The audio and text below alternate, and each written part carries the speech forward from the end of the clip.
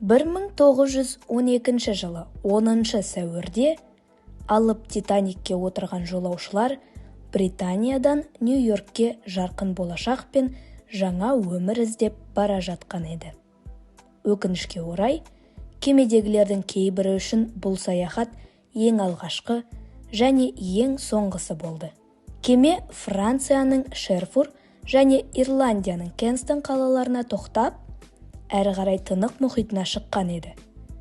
20 ғасырдағы күн күрт жылынып, алып мұздықтар еріп, мұхиттардың бетінде қалқып жүрді.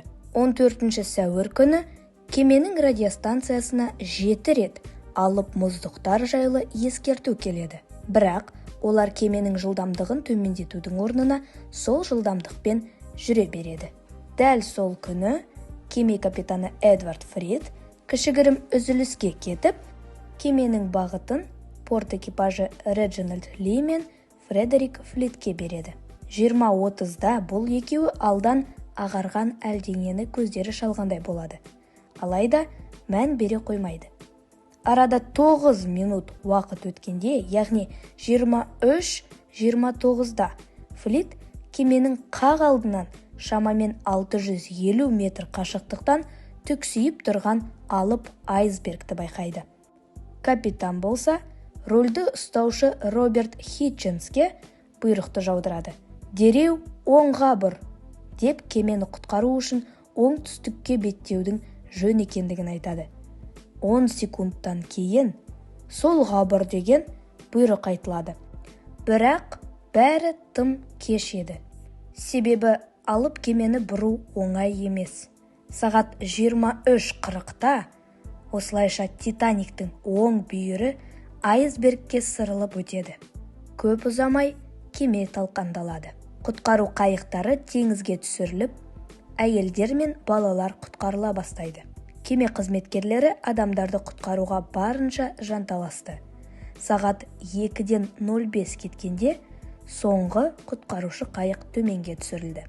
Бұл кезде Титаниктің 80% су астына кетіп қалған еді. Алғашқы қайықтар жартылай бос кеткен деген ақпарат бар. Себебі адамдар кішкентай қайықтарға қарағанда Титаник қауіпсіз деп ойлаған.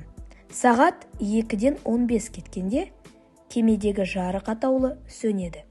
Кеме айсбергке соғылған сәттен бастап суға толығымен шөккенше кеменің өн бойына 65 мың тонна су кірген деседі. Осы кезде дифферент 23 градусқа жетеді. Арада 3 минут өткен соң кеме ортасынан қақ бөлінеді. Артқы жағы аспанға тік көтеріледі де қайтадан гүрс етіп жайына түседі. Арада 2 минут өткен соң, яғни 2-20 минут кеткенде, суға мәңгілік шөгіп, 3750 метр тереңдікке барып жай табады. Өзімен бірге 1500 адамның өмірін ала кетті. Суға батып, өз жанын қиып, көптеген ерлік көрсеткен жандар бар. Олар жайлы білсеңіз, таңғаласыз. Батыр жандармен таныспастан бұрын, біздің даналық сөздер арнамызға тіркеліп қоюды ұмытпаңыз. Сонымен, небәрі 24 жастағы Вайлер Джейсап есімді қыз Титаник кемесінде мейірбике қызметін атқарған еді. Ол Титаник апатынан аман қалды. Арада 4 жыл өткенде Британик кемесі суға батқанда іс сапарда жүрген Вайлер Джейсап бұл кеменің апатынан да аман қалды. Британик кемесі Эгей теңізінде мина атқылауынан небәрі 55 минуттың ішінде толықтай суға кеткен еді. Келесіде Вайлер өзге кемемен соқтығысу нәтижесінде апатқа ұшыраған Олимпик кемесінде болған еді. Вайлер бұл апаттан да аман қалды.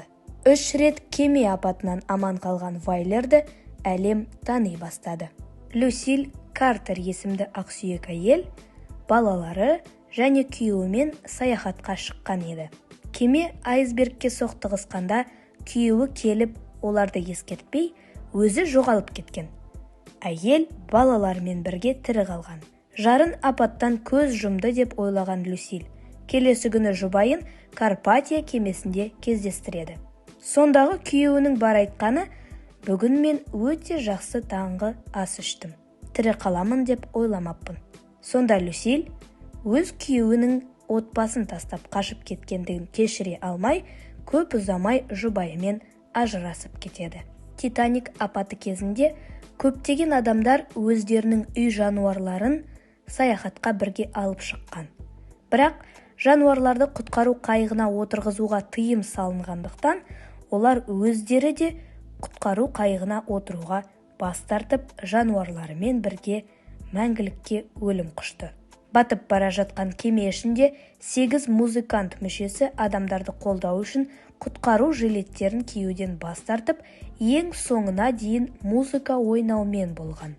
17 жастағы Джек Тейер есімді азамат өзге адамдарды құтқару қайықтарына отырғызып, өзі артық орын болса да ол жерге отырудан бас тартқан. Сол кезде Титаник ішіндегі ең жас жолаушы небәрі 2,5 айлық Элизабет Дин еді. Ол 2019 жылы 99 жасында өмірден өтті. Масабуми Хасона құтқару қайықтарына ер адамды мінгізбегендіктен, әйел адамның киімін киіп тірі қалған. Ал ол аман-есен еліне келгеннен кейін оны Жапонияда жұмысынан шығарып, жауапқа тартқан. Жан ұшырған жолаушылар бірін-бірі тыңдамай, ағылшын тілін білмегендіктен бұйрықты түсінбей көз жұмған деседі. Ал кейбіреулері Титаникті қауіпсіз санап, су түбіне кеткен. Апаттан аман қалу үшін адамдар ашық мұхитқа да секірген. Бірақ суда аман қалу мүмкін емес еді. Себебі бұл кезде судың температурасы -2 градусты құрады. Кеме су түбіне кеткенде құны $200 миллион жуықтайтын бриллианттар мен алтындар бірге батып кеткен. Өкінішке орай, олар қазіргі күнге дейін табылмаған. Бұл апаттан 712 адам тірі қалды. Титаниктің қалдықтары қазіргі уақытта 3750 метр тереңдікте Атлант мұхитының түбінде жатыр. Өкінішке орай, қайтыс болған адамдардың денесін мұхит түбінен алып шығу мүмкін болмады. Титаник апаты 20 ғасырдың ірі апаттарының бірі болып, мәңгілік тарихта қалады. 1985 жылы Роберт Баллардтың экипаж мүшелері Титаник кемесін зерттеген еді. Олар мыңдаған артефакттарды мұхит түбінен жер бетіне алып шықты. Экспедиция кезінде музыканттардың скрипкасы табылған еді.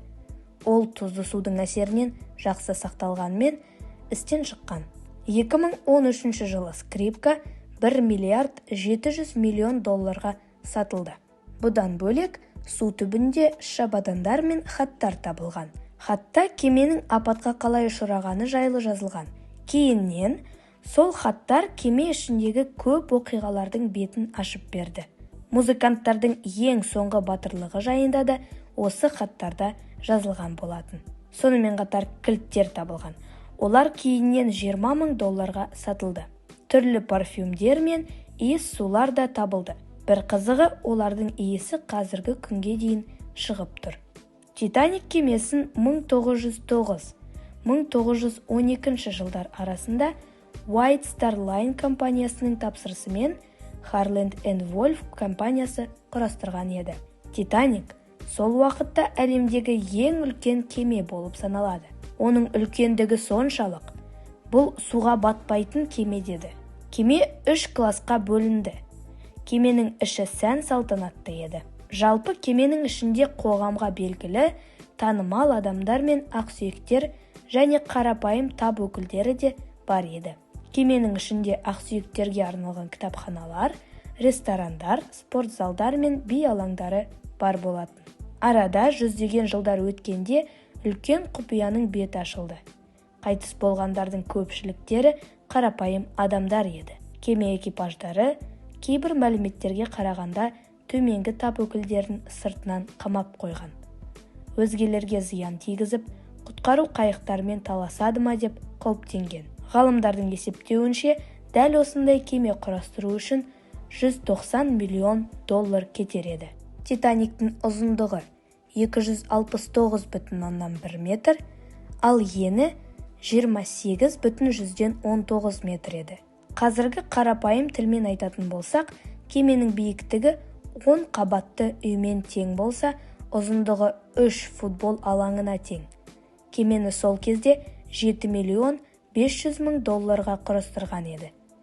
Ал оның жүк сыйымдылығы 46,328 тоннаға тең.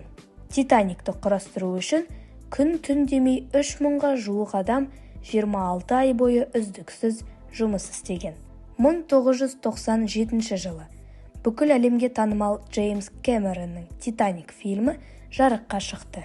Фильмді түсіруге $200 миллион қаражат жұмсалса, ал оның қаралымы әлі күнге дейін рекордтық баға орнатып отыр. Ол кезінде $1,8 миллиард жинаған еді. Мінекей, біздің «Титаник» жайлы дайындаған видеомыз өз мәресіне жетті. Егер сіздерге біздің видео ұнаған болса, міндетті түрде лайк басыңыз. Даналық сөздер арнамызға тіркеліп қойды ұмытпаңыз. Келесі пайдалы видеоларда кездескенше, қош сау болыңыздар.